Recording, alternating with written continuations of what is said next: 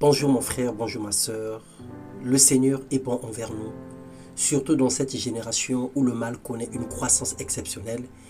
L'Éternel seul est notre secours et notre appui.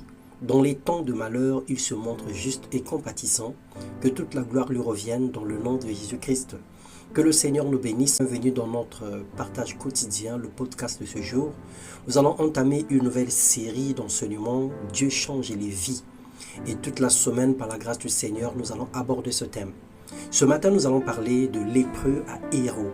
Et nous allons lire sans plus tarder dans le deuxième livre des rois, le chapitre 6, les versets 24 à 29. Et nous lirons le deuxième livre des rois, le chapitre 7, le verset 1 au verset 10. La Bible déclare qu'après cela, Ben-Hadad, le roi de Syrie, rassembla toute son armée, monta contre Samarie et l'assiégea. Il y eut une grande famine dans la ville. Le siège fut si long qu'une tête d'âne valait 80 pièces d'argent et le quart de litre de crotte de pigeon 5 pièces d'argent. Alors que le roi passait sur la muraille, une femme lui cria « Sauve-moi, mon seigneur le roi !» Il répondit « Si l'Éternel ne te sauve pas, avec quoi pourrais-je te sauver? Avec les ressources de l'air de battage ou de pressoir ?» Et le roi ajouta « Qu'as-tu » Elle répondit « Cette femme-là m'a dit « Donne-moi ton fils, nous le mangerons aujourd'hui et demain c'est mon fils que nous mangerons. Nous avons fait cuire mon fils et nous l'avons mangé. Le lendemain je lui ai dit « Donne-moi ton fils pour que nous le mangions » mais elle l'a caché. Il y a eu des situations graves qui se passent. Bien-aimés, il y a des situations graves qui se passent dans notre monde. Des difficultés intenses, des maux incroyables, des famines, des guerres et autres situations. Dieu se sert des choses faibles pour confondre les forts. Il utilise des gens simples pour régler des situations graves. Cette situation était terrifiante, cette situation était lamentable, était dure, où les gens ont mangé leur bébé, où les gens ont acheté le caca de pigeon. Permettez l'expression, mais c'était une grande détresse. Et dans ces temps comme celui-là, il n'y a que l'Éternel Dieu qui peut sauver un peuple qui se retrouve dans une situation de famine, tel fut le cas de ce peuple. Bien-aimé, ne te méprise pas. Ne te considère pas comme inutile, comme moins que les autres. Peu importe la valeur ou le prix que tu as aux yeux du monde, Dieu te voit différemment. Dieu te considère différemment. Et la suite de cette histoire, il y avait à l'entrée de la ville 4 lépreux qui se dirent l'un à l'autre, pourquoi rester ici jusqu'à notre mort? Si nous envisageons d'entrer dans la ville, la famine y règne et nous mourrons. Mais si nous restons ici, nous mourrons également. Allons-nous livrer dans le camp des Syriens? S'ils nous laissent vivre, nous vivrons. Et s'ils nous font mourir, nous mourrons. Ils partirent donc au crépuscule pour se rendre au camp des Syriens.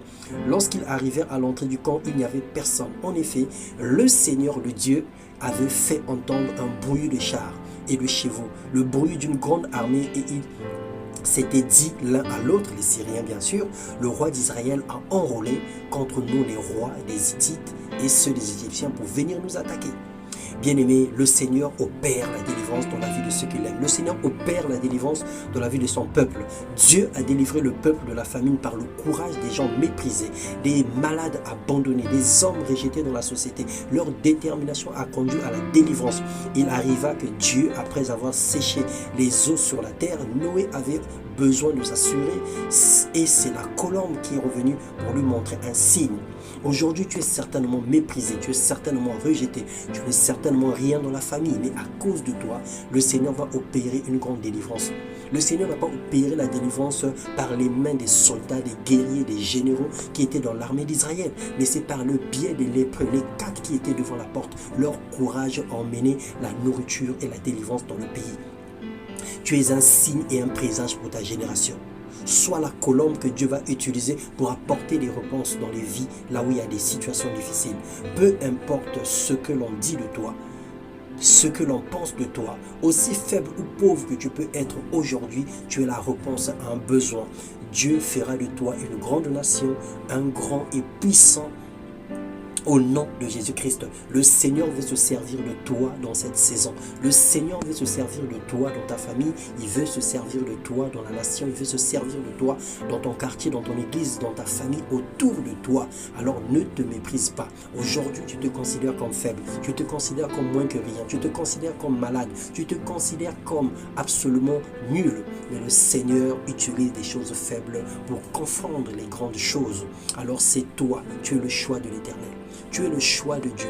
Peu importe ta position, tu peux impacter, tu peux régner, tu peux briller et tu peux apporter la lumière et la solution.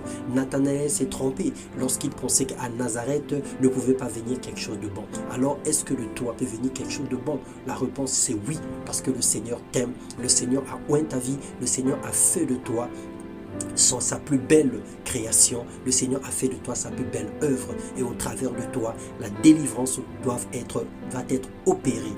Que le Seigneur te bénisse et te renouvelle l'intelligence afin de comprendre ces choses et que tu rentres pleinement dans ton appel. Arrête de te lamenter, arrête de te mépriser, arrête de te considérer comme moins que rien parce que les projets de l'Éternel sont conçus spécialement pour toi, pour t'élever et t'emmener dans les hauteurs. Sois béni et prospère dans le nom puissant de Jésus. Amen. Bonne nouvelle semaine une fois de plus.